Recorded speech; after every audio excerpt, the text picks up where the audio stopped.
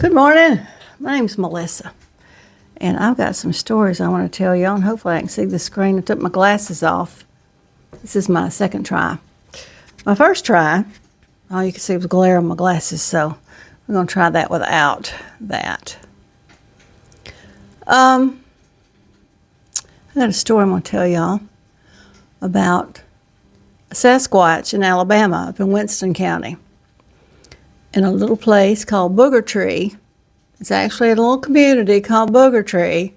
It's near Double Springs in Winston County. Well, back in the late 1800s, and I'm going to have to just read this. I wrote it down because I'll forget the story and leave stuff out. There was a lot of sightings of a booger. 3 different ones, actually. My grandmother kind of grew up in that area, north of Fayette County, or in the northern part of Fayette County, near Winston County. And we lived in town.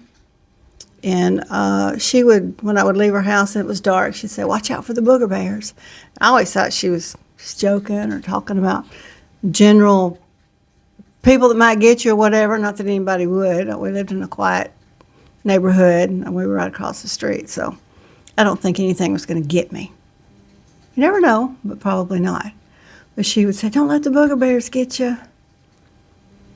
Maybe she was talking about them. I don't know. I don't know what she was talking about. But I just thought she was joking or, like I said, being generalized. Anyway, back to the stories. Back in the late 1800s, there were 2 cousins. They were Downeys was the last name. The Downey cousins, Joe and John. They were coming home from a dance. They were going down the road by themselves on horseback, and they met a booger.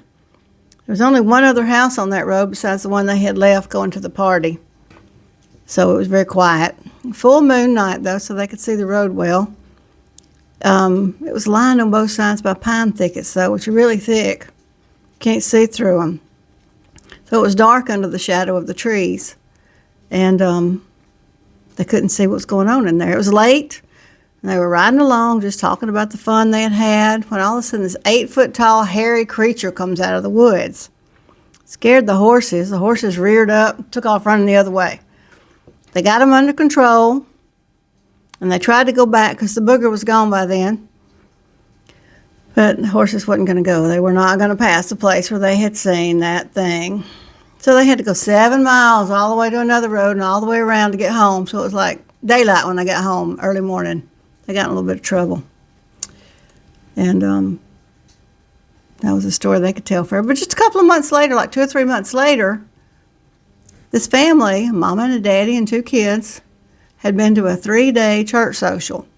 You know, where a traveling preacher comes through and they do a revival and everybody brings some potato salad, fried chicken, pecan pie, whatever, and just hang out and socialize and listen to preaching and singing. They did some singing. Anyway, when it was over with, they're walking home. Same place in the road. And the booger ran out from the undergrowth in front of them and just kind of grinned and grimaced at them, scared them. And they just stood there staring at it because they were just terrified, you know. Fight or flight. They picked freeze, the third option. And then it just ran off in the woods, you know, like nothing. Like it just ran out to spook them. I don't know. The children were so scared they wouldn't sleep alone for months after that. They were terrified. I can't imagine just walking along on foot, not like you're in a car driving along or even on horseback so you can get going faster. I don't know if a booger could catch a horse or not. Probably. Anyway, then just a couple of more months later in the fall, because summertime had been the revival, Jim Jackson, he was a bootlegger, he was headed into Galloway, which was a mining town nearby, probably coal mines, I don't know, but probably a coal mine. Anyway, he was going to sell some of his homemade moonshine at the store, and then they'd sell it under the table to the miners and whoever else wanted, I guess. He was driving his wagon down the road. He was just thinking about how much money he was going to make, you know, doing good, life's good, birds are singing. Maybe some crows because it's fall, there's a few crows calling around. There's whistling the wind in the trees. He was totally all alone when he felt somebody walking behind him. Can I hear a little scuffle? Turned around, And there was the booger strolling behind his wagon, just walking on 2 feet, walking along. Well, they do walk on 2 feet usually, from what I've heard. Maybe that booger wanted some moonshine too. Anyway, he knew his mules couldn't outrun it. So he just continued on at the pace he was going, reached over and grabbed his revolver and shot at the booger. Well, it ran off screaming like a woman into the woods. And he got to town then. Well, it didn't run. It was more like crawling, because I think he shot it in the leg. So he said it was crawling away on its 2 arms and its 1 leg. But he got to town, he told people about it, and they decided to get up a posse and go look for it.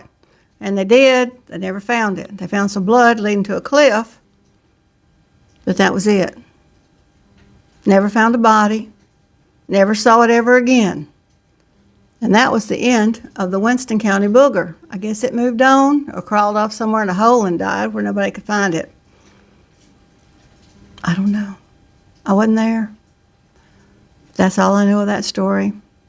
And I'll have more stories for you later. And I'll talk to you later. Over and out.